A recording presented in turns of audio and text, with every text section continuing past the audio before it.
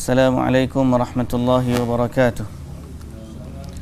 Bismillahirrahmanirrahim. Alhamdulillah wassalatu wassalamu ala Rasulillah wa ala alihi wa sahbihi ajma'in.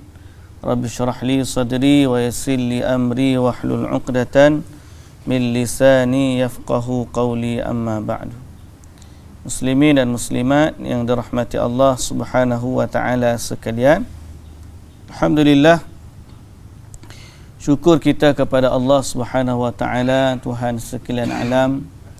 Selawat serta salam atas Nabi junjungan kita Nabi Muhammad sallallahu alaihi wasallam, juga atas ahli keluarga baginda, para sahabatnya, para pengikutnya sehinggalah ke hari kiamat. Alhamdulillah, alhamdulillah, alhamdulillah. Dan insya-Allah pada pagi ini kita nak sambung bicara kita tentang kisah Nabi Musa alaihi salam. Cerita Nabi Musa alaihi salam salah satu daripada Nabi Ulul Azmi, Nabi yang memiliki kedudukan yang tinggi di sisi Allah Subhanahu wa taala. Dan semalam cerita kita berakhir atau berhenti pada kisah Nabi Musa AS minta dengan Allah Azza wa Jalla untuk dia tengok Allah. Dia tengok Allah Subhanahu wa taala. Dan kemudian Allah Taala kata tak boleh tengok.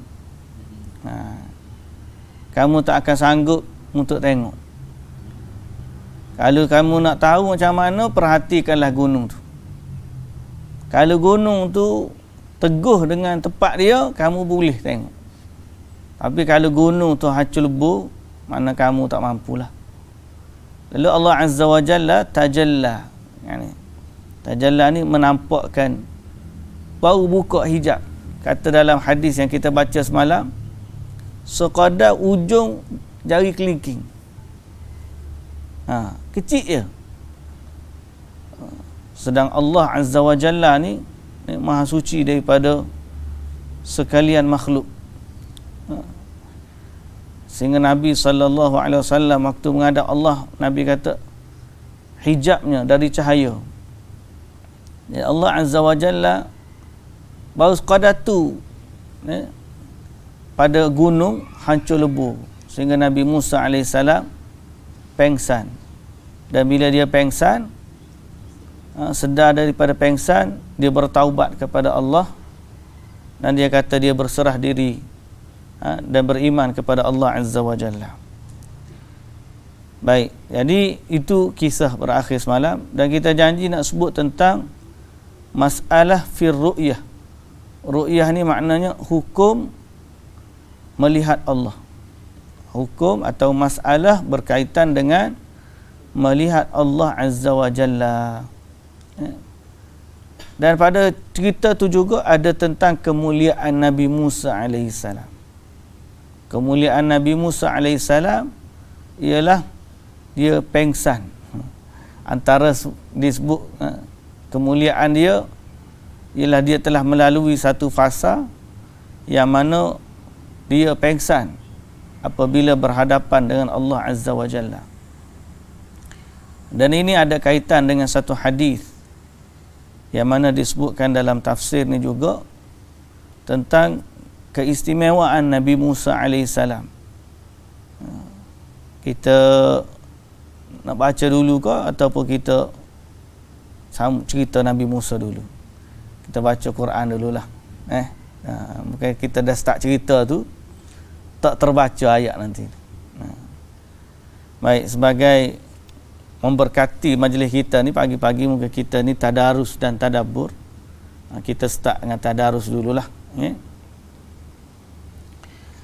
A'udzu billahi minasy syaithanir rajim. Qala ya Musa inni istafaituka 'alan nasi birisalati wa bikalami فخذ ما آتيتك وكن من الشاكرين وكتبنا له في الألواح من كل شيء موعظة وتفصيلا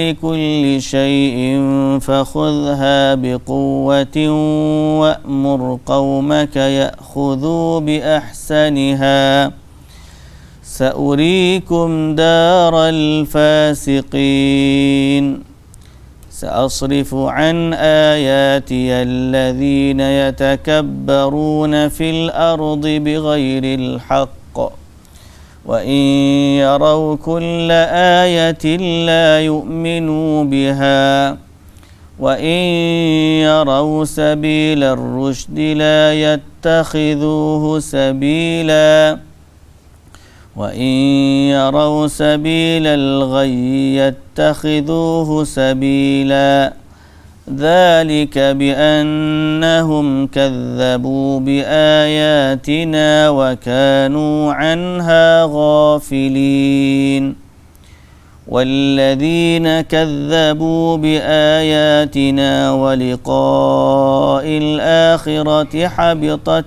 أعمالهم هل يجزون إلا ما كانوا يعملون واتخذ قوم موسى من بعده من حليهم عجلا جسدا له خوار ألم يروا أنه لا يكلمهم ولا يهديهم سبيلا اتخذوه وكانوا ظالمين ولما سقط في أيديهم ورأوا أنهم قد ضلوا قالوا لئن لم يرحمنا ربنا ويغفر لنا لنكونن من الخاسرين. Baik, bismillahirrahmanirrahim. Alhamdulillah, kita baca dah beberapa ayat dari surah Al-A'raf pada pagi ini, mengambil keberkatan dari ayat-ayat dalam siri tadarus kita. Kembali kepada bab tadabbur kita, kitab ataupun bab dalam soal memerhatikan, menghayati firman Allah Azza wa Jalla yang kita panggil tadabbur. Ada orang kadang-kadang dia tak suka orang tadabbur. Ada juga. Ada juga. Dia tak suka tu, tak tahulah lagu mana, tapi kadang-kadang dalam bab tadabbur ni perlu kepada tidak terlalu apa panggil. Ada orang bermudah-mudah juga dalam soal tu. Dia baca ayat tafsir, lepas tu dia perhati tanpa panduan, sekali keluar conclusion yang tidak pernah disebut oleh orang dulu. Itu dia jadilah ilmu makrifat dan sebagainya. Kadang-kadang kita tengok dia pandai berhujah dengan ayat-ayat, tapi sebenarnya cara dia berhujah tu tidak terpandu kepada pentafsiran yang sebenar mengikut kacamata ulama tafsir dan lebih-lebih lagi mengikut kefahaman para salafus salih. Baik. Jadi kita tadabbur ayat. Cerita Nabi Musa tadi. Cerita Nabi Musa alaihissalam, saya sebut tadi kemuliaan Nabi Musa alaihissalam. Kita tengok macam salah Nabi Musa. Kita tengok mungkin ada orang kata bila dia minta nak melihat Allah, maka itu menjadi satu kesalahan, sehingga dia perlu bertaubat kepadanya. Tapi dari sudut yang lain, dia telah mendapat kemuliaan dari Allah Azza wa Jalla.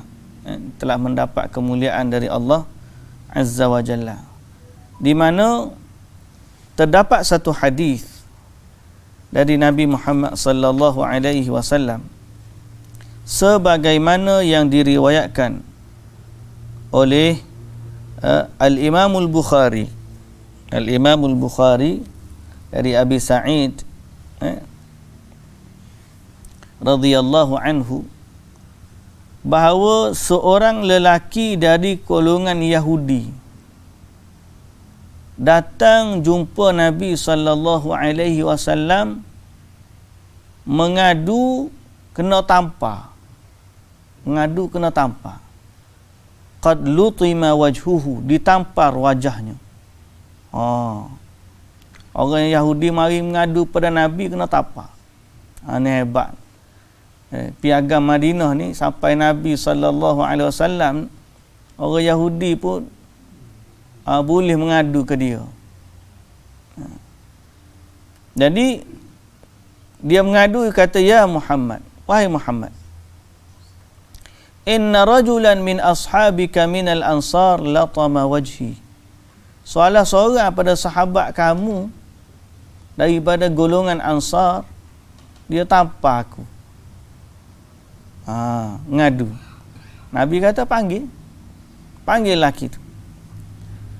Lalu lelaki tu ditanya oleh Rasulullah sallallahu alaihi wasallam, lima latamta wajhahu, kenapa kamu tampar wajah dia?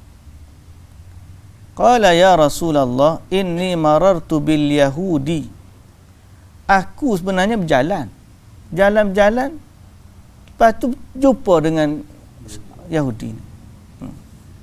Jalan, masa aku lalu tu, aku dengar dia cakap, bukan jumpa bertemu, tak mana dia tu tengah melalui, Yahudi ni ada di tepi jalan.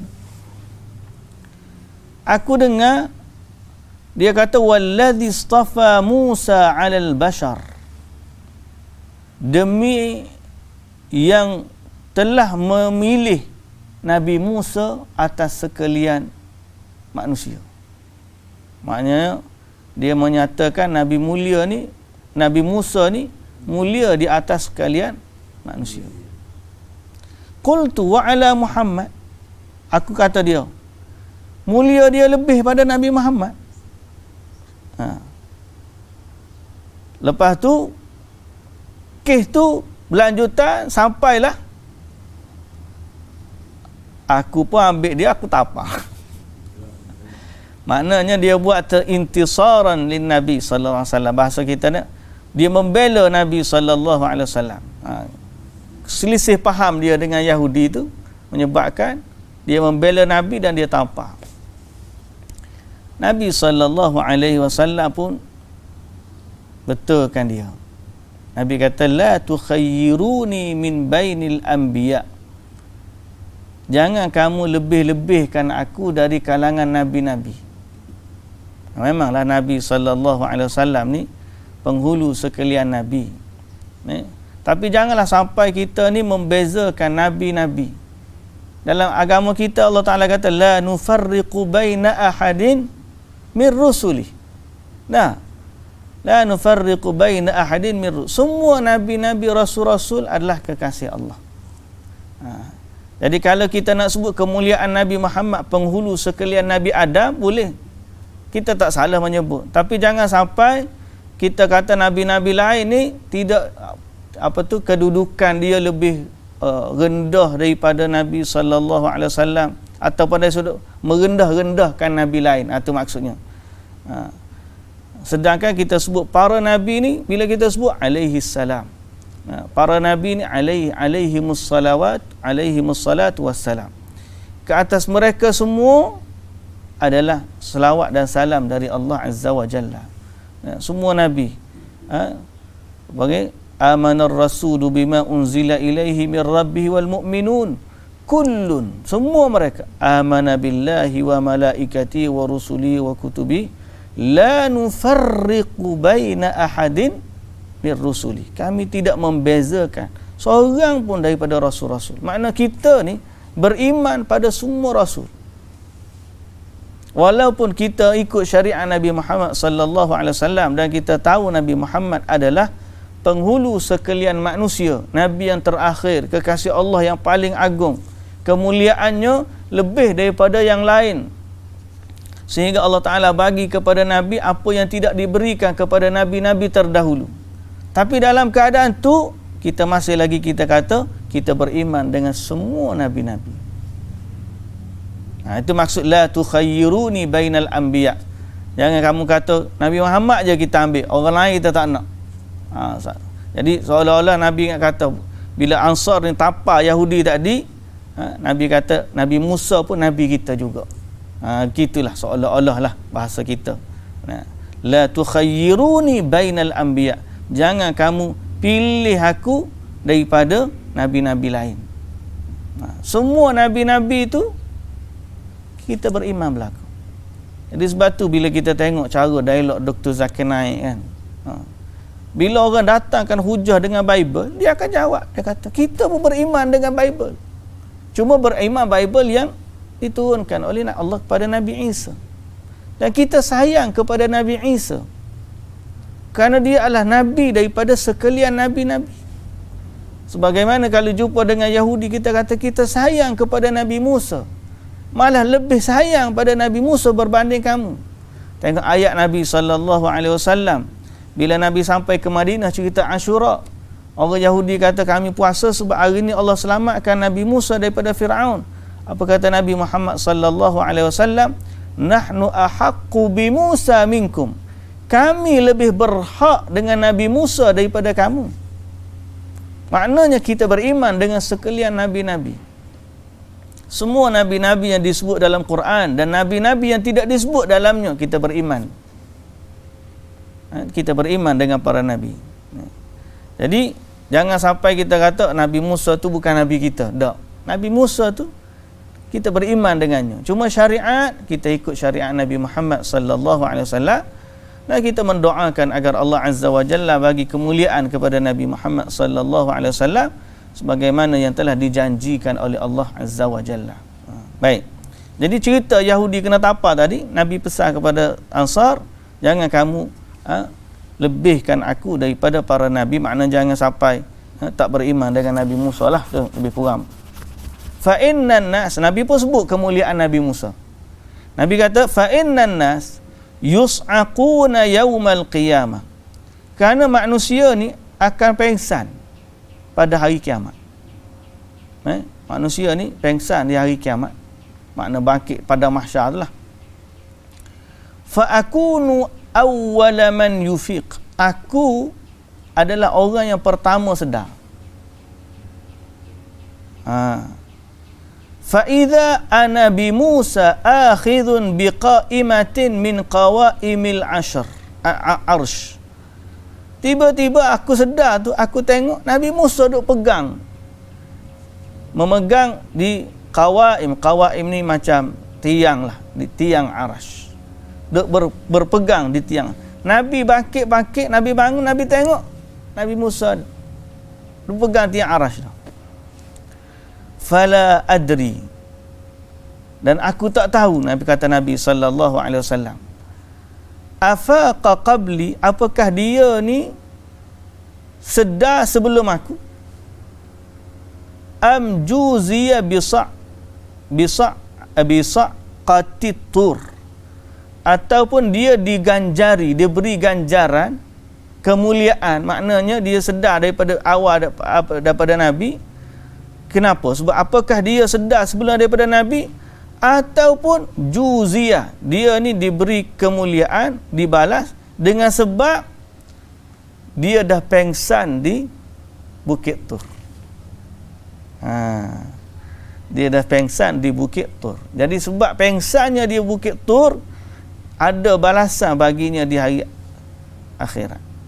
Kata Nabi sallallahu alaihi wasallam, aku orang pertama sedar di hari pada hari kiamat. Tapi bila aku sedar, aku tengok ada dah Nabi Musa pegang di tiang arasy. Jadi Nabi kata sallallahu alaihi wasallam, aku tak tahu sama ada dia Nabi Musa tu sedar dia sebelum aku. Mana dia kata aku yang pertama sedar, tapi aku tak tahu Nabi Musa sedar sebelum aku ataupun dia diberi ganjaran. Dalam bahasa yang perbahasan ulama ni ada sebut diberi ganjaran, maknanya dia tidak pengsan.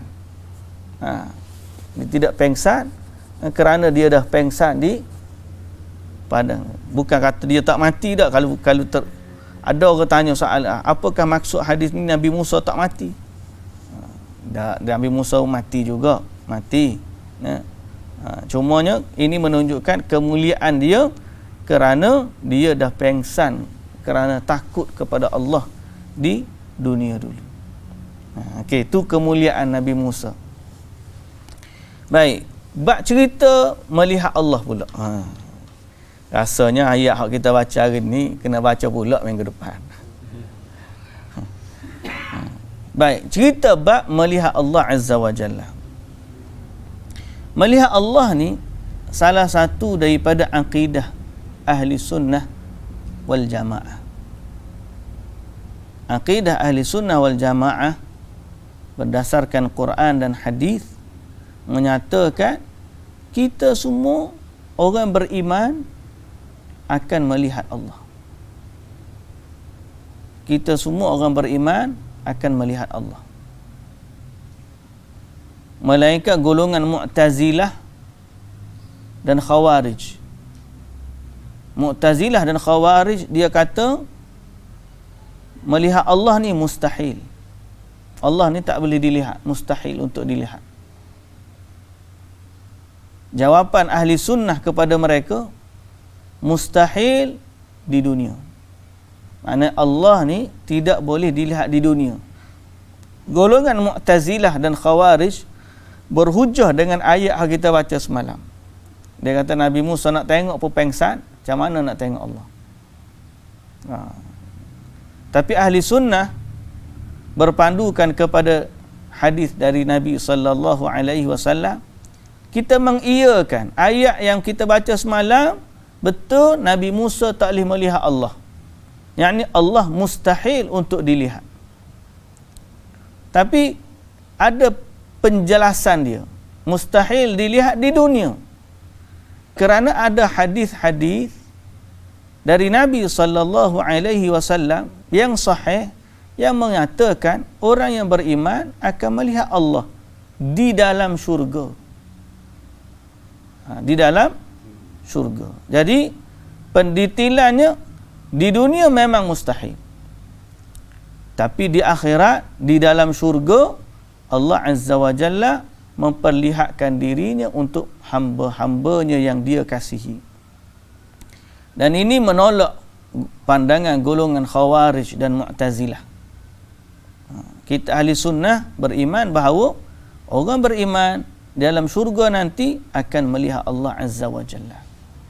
Dan disebut bahawa melihat kepada Allah Azza wa Jalla di dalam syurga adalah sebesar-besar nikmat syurga. Nikmat yang mana merupakan tambahan ke atas nikmat syurga. Dalil yang kita dah baca sebelum daripada ni dalam surah Yunus. Lilladzina ahsanul husna wa ziyadah. Bagi orang yang beriman, mereka mendapat syurga dan tambahan ke atas nikmat syurga. Tambahan tu ialah nikmat melihat kepada Allah Azza wa Jalla. Kita dah sebut dah sebelum daripada ni. Dan begitu juga bagaimana sifat orang yang beriman melihat Allah. Kata Nabi sallallahu alaihi wasallam, kamu akan melihat kepada Allah sebagaimana kamu lihat bulan purnama. Kamu tidak bersesak-sesak dan tidak terhalang daripada melihatnya. Maknanya, Nabi kata, sebagaimana kita tengok bulan hari ni, kita juga nanti akan tengok Allah. Bukan Allah seperti bulan, tak. Kita ni, sebagaimana kita tengok bulan di dunia, begitulah nanti orang beriman akan tengok Allah di hari akhirat. Jadi, berdasarkan hadis yang ada tu, kita sebagai ahli sunnah wal jamaah mengisbatkan bahawa Allah Azza wa Jalla tidak mustahil untuk dilihat di dunia, tetapi dia memperlihatkan dirinya kepada hamba-hambanya di dalam syurga. Itu berkaitan dengan melihat kepada Allah Azza wa Jalla. Baik. Saya tadi ada rujuk satu artikel.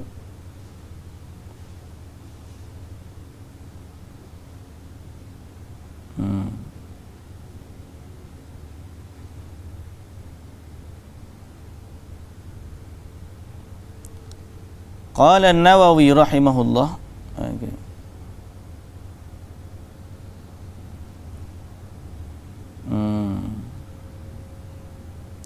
Jadi Allah ni boleh dilihat, boleh mumkinah, maknanya ru'yatullahi mumkinah. Melihat kepada Allah tu boleh. Cuma di dunia ni tidak berlaku. Tidak berlaku. Bukan kata, bahasa saya tadi mustahil. Mustahil tu istilah Mu'tazilah. Melihat kepada Allah di sudut ahli sunnah mumkinah, mumkinah, boleh berlaku. Istilah dia melihat kepada Allah ni boleh berlaku, cumanya secara syar'i dia tidak berlaku di dunia. Tidak berlaku secara syaraknya di dunia. Dalam syarak tidak berlaku. Baik. Ada beberapa perkara berkaitan dengan hukum melihat Allah Azza wa Jalla, dalil dan sebagainya. Dalil terlalu banyak dalil dia. Kita bacalah beberapa perkara berkaitan dengan melihat Allah Azza wa Jalla. Yang pertama, dalil-dalil Quran memang menunjukkan Allah ni akan dilihat oleh orang mukmin. Pertama sekali dalil surah Al-Qiyamah ayat 22 dan 23. Wujuhun yawma idzin nadhirah. Wajah pada hari kiamat dulu, pada hari kiamat nanti berseri-seri. Ila rabbiha nazirah. Berseri-seri kerana mereka melihat kepada Allah Azza wa Jalla. Ila rabbiha nazirah. Mereka melihat kepada Allah. Jadi ayat ni mengisbatkan Allah tu ada hari kiamat, orang mukmin ni wajah mereka berseri-seri kerana melihat Allah Azza wa Jalla. Jadi bolehlah tengok kan. Yang kedua, Allah Ta'ala kata dalam surah Yunus ayat 26, kita dah baca tadi, tambahan kepada nikmat syurga. Jadi apa dia yang tambahan nikmat syurga? Nah, maknanya kalau kata tambahan atas nikmat syurga, nikmat ni bukan dari syurga. Betul tak? Bila kata lilladzina ahsanul husna, husna tu syurga. Jadi syurga ni datang semua nikmat dia, makanan, buah-buahan, pakaian, bidadari, keadaan, nak apa dapat salah apa. Kalau gitu maknanya nikmat syurga ni dah cukup lah ke dah. Betul tak? Nak apa saja unlimited, beyond the imagination. Maknanya gapo tu kalau kita lebih lagi tu kita dapat. Jadi semua tu nikmat syurga. Sehingga ahli syurga sendiri pelik. Apa lagi Allah nak tambah? Bila kita sebut tambahan dari nikmat syurga, berarti benda tu di luar daripada nikmat yang biasa mereka. Jadi apa dia? Tidak ada yang logik untuk diterima sebagai tambahan nikmat syurga melainkan melihat Allah. Kalau kata tambahan nikmat syurga, buah-buah ditambah-tambah, itu memang nikmat syurga. Kalau kata nikmat syurga, istana-istana dibina banyak lagi, itu memang nikmat syurga, unlimited. Bidadari, kalau kita ditambah-tambah lagi, tak, kalau tambah tu memang dalam nikmat syurga dah. Apa yang kata tambahan pada nikmat syurga? Tak boleh diletakkan sebagai tambahan dalam nikmat syurga melainkan melihat Allah. Sehingga ahli syurga kata, apa lagi Allah nak bagi? Dia pun tak tahu masa tu. Tak, apa lagi Allah Ta'ala nak bagi? Kami dah dapat semua kami nak. Allah Ta'ala kata tak. Dia nak tambah lagi. Allah Azza wa Jalla. Jadi bila mereka melihat kepada Allah, mereka lupa akan segala nikmat syurga kerana indahnya Allah Azza wa Jalla. Semoga Allah Ta'ala mengurniakan kita kenikmatan tersebut. Baik.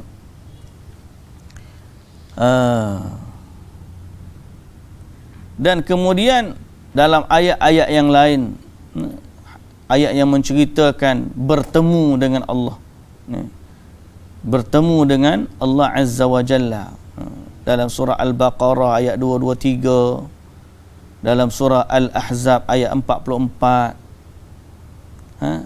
dalam surah Al-Kahfi ayat 110, dalam surah Ar-Ra'd ayat 2, Al-Ankabut ayat 5. Semua tu ayat Allah Ta'ala kata bertemu. Maknanya satu hari nanti orang beriman ni akan kembali dan bertemu dengan Allah Azza wa Jalla. Akan bertemu dengan Allah Azza wa Jalla. Baik. Adapun dalam hadis, dalam sunnah, Nabi sallallahu alaihi wasallam telah menceritakan kisah tambahan nikmat syurga tadi. Tambahan kepada nikmat syurga tadi. Di mana Allah Subhanahu wa taala kata kepada ahli syurga, "Turiduna syai'an azidukum." Nak lagi tak nikmat aku nak tambah. Fayaquluna alam tubayyid lana wujuhana alam tudkhilna al-jannah wa tunajjina minan nar. Orang ahli syurga kata, bukankah Allah dah putihkan wajah kami, yakni berseri-seri? Bukankah Allah dah masukkan kami dalam syurga? Bukankah Allah dah selamatkan kami daripada neraka? Mana mereka kata, nikmat apa lagi yang dia nak? Allah Ta'ala, fayakshiful hijab fama u'tu syai'an ahabba ilaihim minan nazari ila rabbihim azza wa jalla wa hiya ziyadah. Lalu Allah Ta'ala membukakan hijab, tidaklah ahli syurga melihat, mendapat nikmat lebih mereka suka daripada melihat kepada Allah Azza wa Jalla, dan itulah tambahan pada nikmat syurga. Lalu Nabi baca ayat surah Yunus ayat 26 tadi, lilladzina ahsanul husna wa ziyadah. Hadis dari Jabir bin Abdullah radhiyallahu, dari Jarir radhiyallahu anhu, dia kata, kunna julusan 'inda Nabi sallallahu alaihi wasallam id nazara ila al-qamar lailatal badr. Kami sedang duduk dengan Nabi waktu tu Nabi tengok bulan purnama. Bulan cerah. Nabi kata, innakum satarawna rabbakum kama tarawna hadzal qamar la tudammuna fi ru'yati. Kamu semua akan melihat kepada Allah sebagaimana hari ini kamu melihat bulan purnama. Kamu tidak bersesak-sesak untuk melihatnya. Jadi lagu mana yang Nabi bagi tahu sifat kita tengok. Adapun sifat Allah, wallahu ta'ala alam. Jadi kalau orang tanya pernah, kita tengok Allah tu tengok lagu mana? Rupa dia. Jangan tanya lah ni. Tak ada orang boleh jawab. Kita pun boleh jawab, wallahu ta'ala alam. Kat tu je. Allah lebih tahu macam mana. Nah, yang kita tahu, kita nanti akan tengok Allah. Tu je. Kalau orang tu tanya, nanti kalau kita kata Allah ni boleh dilihat, nanti Allah ni berjisim, Allah ni gitu, tu semua pendetilan tu kita orang panggil terlalu jauh daripada apa yang disebut oleh Nabi sallallahu alaihi wasallam. Kelaziman yang kita tak perlu fikir pun. Kalau Nabi kata kita melihat Allah, kita melihat Allah. Orang Mu'tazilah ni lah hak duduk mikir, nanti kalau tu ada jisim, nanti jisim serupa dengan makhluk, nanti akhir sekali Allah tidak boleh dilihat. Pasal apa? Supaya nak tally dengan kaedah hak dia bina, dia cipta. Sedangkan kita ahli sunnah, Nabi kata gitu. Nak kata apa lagi? Nah, kaifiyah wallahu ta'ala alam. Melihat kepada Allah, kita beriman, isbat. Bagaimana nanti, apa yang nanti kita nak lihat, titik ... wallahu a'lam. Nah, Allah, Nabi full stop situ. Jangan ada tambah-tambah lagi. Cerita panjang pula. Jadi kita pula bina kaedah kita, habis tolak hak Nabi sallallahu alaihi wasallam tak jadi. Baik. Dan dalam riwayat yang lain kata Jarir, Nabi sallallahu alaihi wasallam kata, innakum satarawna rabbakum ayanan. Allah Taala kata, Nabi kata, kamu akan melihat Allah dengan pandangan matamu.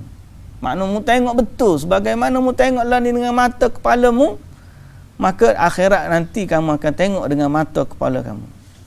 Ayanan ni makna dengan mata kasar kita. Lah ni kita tak mampu tengok, pasal apa? Allah Taala tak bagi kita. Dengan lemahnya sifat kita lah ni, Dia ahli syurga baik, ahli neraka baik bila bangkit tu dengan sifat yang lain daripada sifat tubuh badan kita hari ni. Besar pun beza, kekuatan pun beza. Sebagaimana kuat dalam menikmati, begitulah juga kuat dalam menahan azab. Orang kafir tu, siapa ikat kulit mereka ni tebal, tinggi, sehingga akhirnya mereka berdebaka, kesakitan yang amat tapi tak mati. Begitulah juga kekuatan nikmat bagi ahli syurga. Nikmat dia, siapa kalau kekuatan aku panggil bersama dengan isteri tu 100 kekuatan 100 lelaki, makan ni makan banyak sampai tak sedar makan banyak ni. Pasal apa? Allah nak suruh bagi nikmat senikmat-nikmatnya.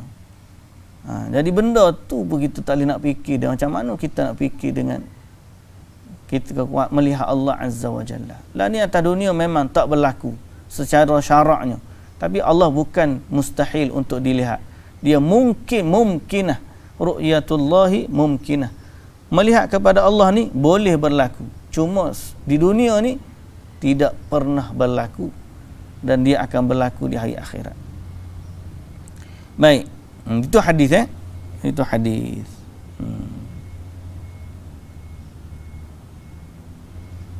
Banyak hadis tentang melihat kepada Allah, berbicara dengan Allah. Kita skip lah. So yang kedua, pertama kaedah dia melihat kepada Allah ni mumkinah, boleh, ada, akan berlaku. Kaedah yang kedua ahli sunnah kata tidak berlaku di dunia. Itu kita dah jelaskan tadi. Okay? Hadis yang ada dalam bab tu panjanglah, banyak. Kaedah yang ketiga, hanya orang beriman yang akan melihat. Orang kafir tidak boleh melihat. Okey.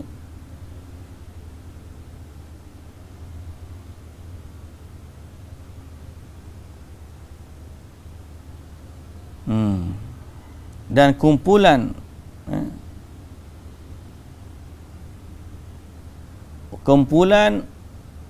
manusia ni dalam bab melihat Allah ni ada 3, terbahagi kepada 3. Yang pertama, orang yang menafikan secara total. Makna Allah ni mustahil untuk dilihat. Sebagaimana saya sebut, perkataan ni adalah perkataan Mu'tazilah, Khawarij, dan juga Rafidah, golongan Syiah Rafidah. Mereka ni mendustakan nikmat melihat Allah. Maknanya dia kata Allah ni tak akan dilihat selama-lamanya, tidak di dunia, tidak di akhirat. Golongan yang kedua, mereka kata Allah ni boleh dilihat secara mutlak, baik di dunia, baik di akhirat. Mana di dunia ni dia dah melihat Allah. Ada puak-puak gini, jangan kira dia duk bersuluk tafakur, duk anjuk. Siapa sekali dia kata dia nampak dah Tuhan. Ni golongan apa dia panggil? Syekhul Islam sebut golongan ba'dul mutasawwifah minal ittihadiyah wal hululiyah. Ni golongan sufi yang berfahaman hululiyah. Dia bersatu dengan Allah, Allah bersatu dengan dia. Jadi dia tu dia kata, dia tengok ni nampak Tuhan, ni nampak Tuhan. Itulah Tuhan bagi dia. Dia nampak Tuhan.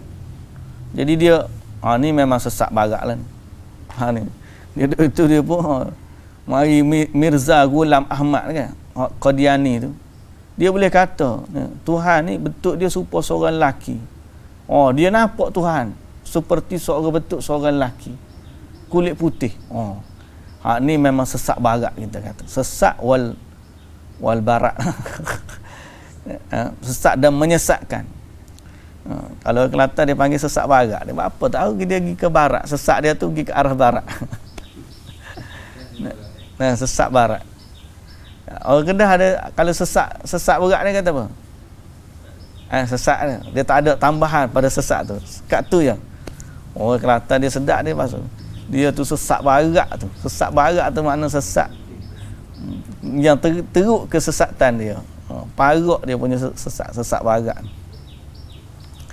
Itu golongan yang kedua, golongan yang mendakwa dunia pun dia tengok dah Tuhan. Ni ahli makrifat yang kiranya ni. Tuan-tuan jangan kalau duk kecek dengan orang makrifat, dia kata ilmu mengenal diri dan mengenal Tuhan. Sampai satu tahap dia boleh tengok Tuhan. Dia punya tahap kenal ni, dia boleh nampak Tuhan lagu mana. Kalau ada orang berbicara begitu, ketahuilah orang ni mendustakan Allah dan Rasul. Sebab Nabi Musa tak boleh tengok, mu boleh tengok, hebat. Nah, Nabi Muhammad naik dalam Isra' Mi'raj, tak boleh tengok. Naik Isra' Mi'raj, tak boleh tengok. Mu boleh tengok. Hebat mu ni. Ni kalau kita dengar ada orang kata dia boleh tengok Allah, maka paterilah, patternlah di atas dahinya bahawa orang ni adalah pendusta. Sama juga orang kata boleh melihat Allah secara boleh melihat Rasulullah secara yaqazah. Tengok Allah, nak tengok Rasulullah secara yaqazah. Kita ni secara yaqazah ni melihat Nabi secara sedar. Melihat Nabi secara sedar, yakni bukan dalam mimpi. Duduk gini tengok Nabi mari. Tengah-tengah kuliah ni, macam saya tengah kuliah ni, tiba-tiba tengok Nabi masuk duduk dalam majlis. Dia panggil yaqazatan. Siapa yang kata begitu, ketahuilah orang ni sesat.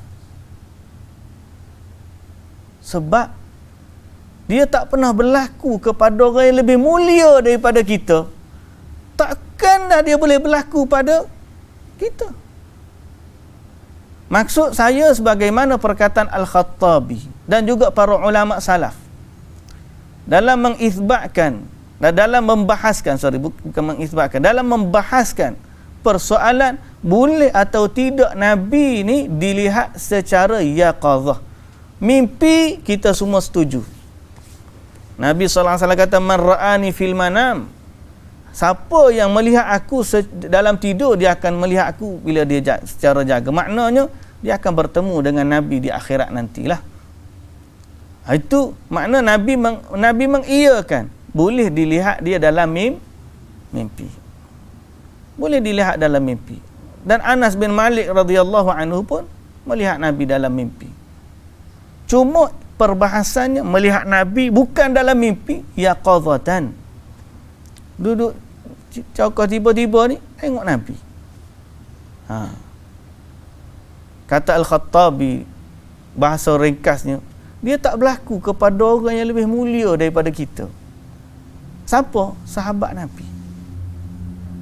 Tak ada seorang pun sahabat Nabi selepas Nabi wafat secara sedar tengok Nabi di Madinah.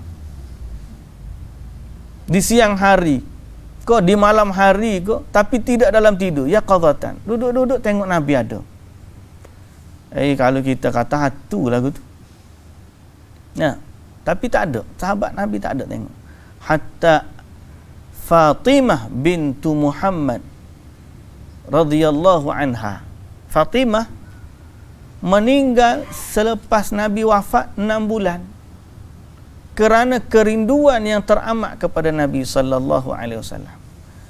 Berarti kalau Nabi boleh hadirlah, mesti Nabi hadir untuk puteri dia yang tercinta, yang dok bersedih siang malam menahan kerinduan terhadap Nabi sallallahu alaihi wasallam. Pasti Nabi akan hadir untuk menggembirakan Fatimah. Kalaulah Nabi boleh hadir sebagaimana dakwaan kamu, dan dia bukan boleh tengok Nabi sebagai dalam jaga sebagaimana kamu dakwa. Tapi Al-Khattabi berkurang jawab, dia tak berlaku kepada Fatimah, orang yang paling sayang kepada Nabi dan orang yang Nabi paling sayang kepada dia. Tiba-tiba nak mendakwa pada kamu, daku, padahal kamu amalan pun banyak amalan yang bertentangan dengan hak Nabi ajar. Banyak sunnah yang kamu tak buat. Banyak benda hak Nabi ajar kamu selewengkan dan kamu berselisih dengan dia. Tiba-tiba kamu dakwa kamu boleh tengok Nabi. Jadi siapa yang dakwa begitu, ketahuilah dia tak betul.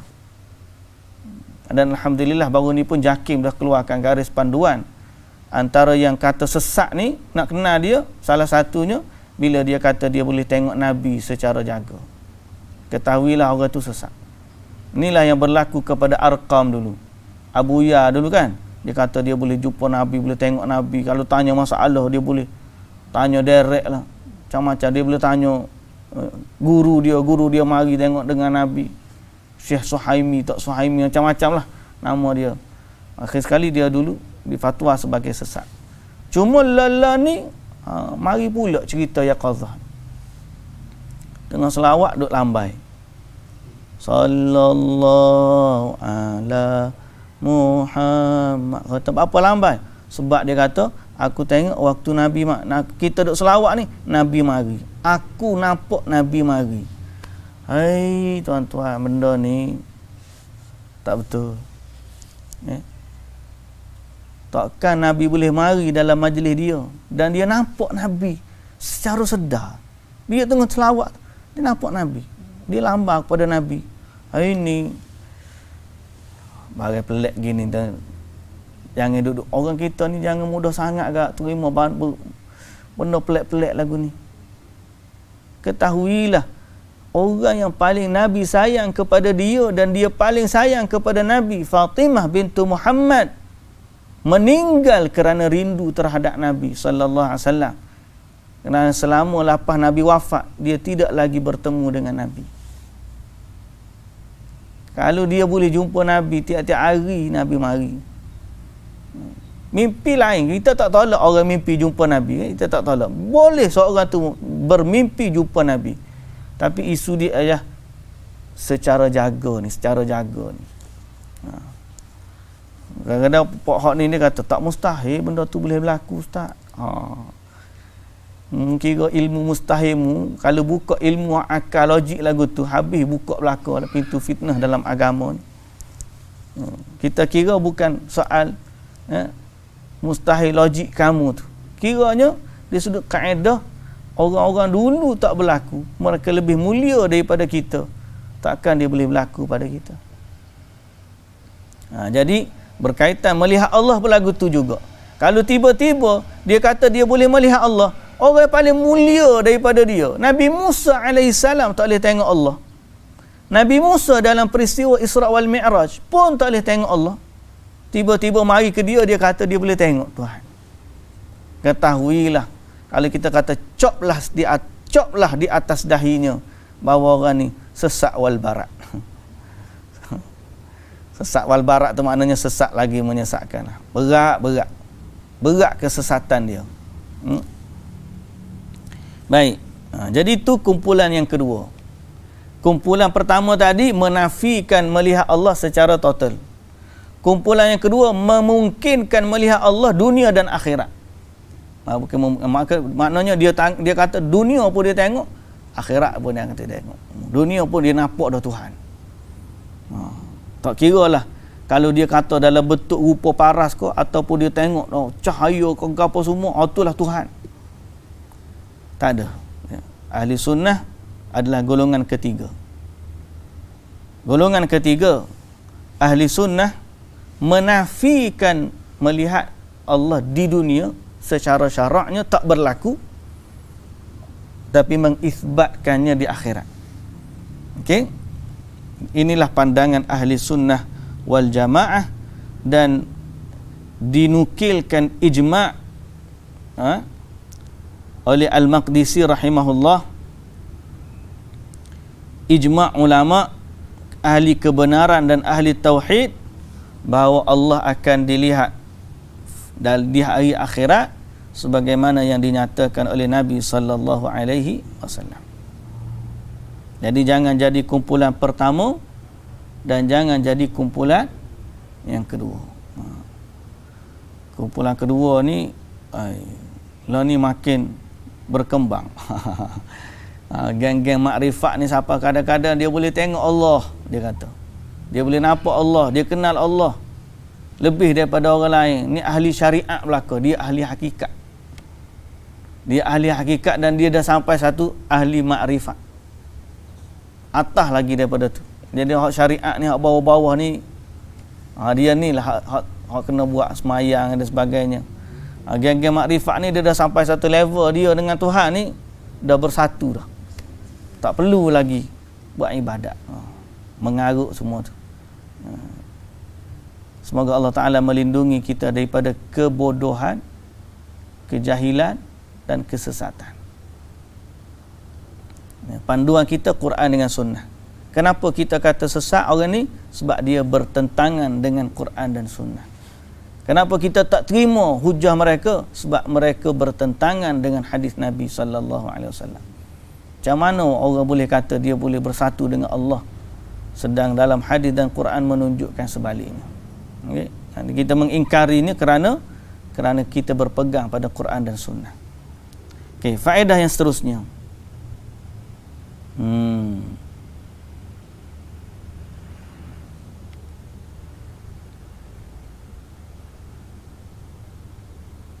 Faedah yang seterusnya,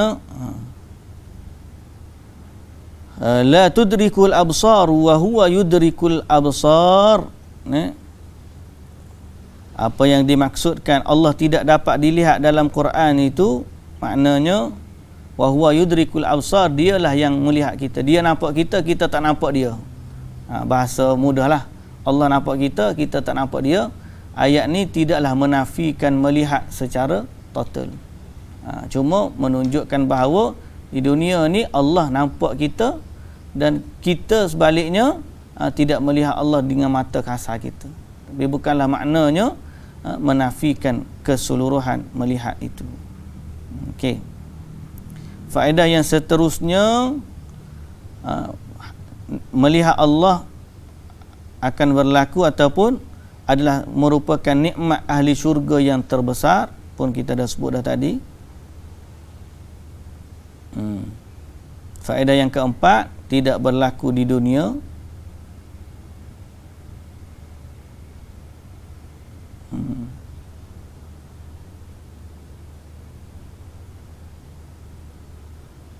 Dan ada juga pandangan yang menyatakan melihat itu hanya dengan pandangan hati, melihat dengan mata hati. Jadi ini juga kita kata bukan pandangan yang terpilih, kerana kalau kita kata pandangan hati ni Nabi SAW tak ada gunalah apa yang Nabi sebut melihat kepada bulan. Dan yang seterusnya, pandangan hati ni, kalau kita lah ni soal iman berlaku dengan hati, kita pun dah beriman. Pandangan hati ni lebih kepada kepercayaan, iman. Melihat dengan mata hati itu maknanya kepercayaan.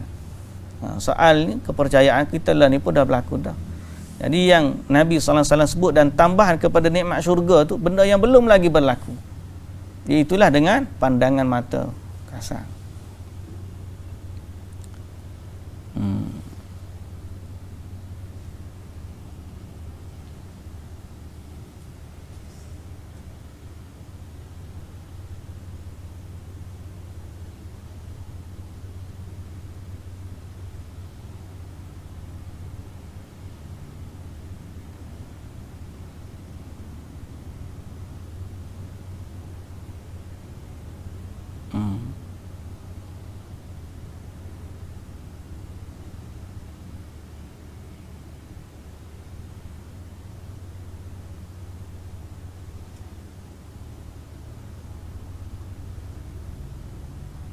Perbahasan banyak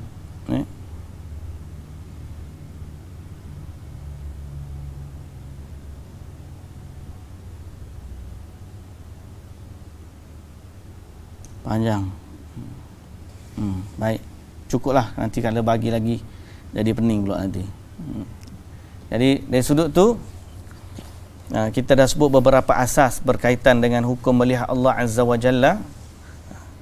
Lalu kita minta dengan Allah Subhanahu wa taala agar Allah Subhanahu Wa Taala mengurniakan kepada kita kenikmatan tersebut. Kita minta, maknanya siapa yang minta melihat kepada Allah bererti dia minta masuk syurga. Dia minta masuk syurga kerana Allah tidak akan dilihat melainkan oleh ahli syurga. Jadi kalau antara doa dia nak doa untuk masuk syurga ialah terus dia minta nikmat syurga yang tertinggi.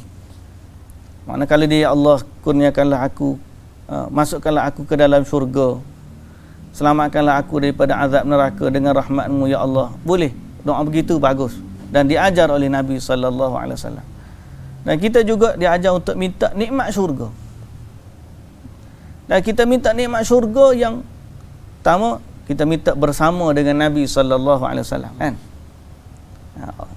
Dan Nabi pula suruh minta syurga, minta yang tertinggi, Firdaus. Malah kita boleh minta nikmat syurga yang paling besar, iaitulah kita nikmat melihat. Ya Allah kurniakanlah aku kenikmatan untuk melihat-Mu ya Allah. Kalau orang tu minta gitu, berarti dia telah minta syurga yang tertinggi, dia telah minta kenikmatan syurga yang paling agung. Dalam masa yang sama dia telah mengisbatkan keimanan dia kepada Allah sebagaimana apa yang disebut dalam Quran dan juga sunnah Nabi sallallahu alaihi wasallam. Baik muslimin dan muslimat yang dirahmati Allah, kita berhenti setakat itu dulu. Sebagaimana saya sebut ayat kita baca gini, kita minggu depan pula kita sambung. Wallahu ta'ala alam. Subhanakallahumma wa bihamdika asyhadu an la ilaha illa anta astaghfiruka wa atubu ilaik. Aqulu qawli hadza wa astaghfirullahal azim li wa lakum. Assalamu alaikum warahmatullahi wabarakatuh.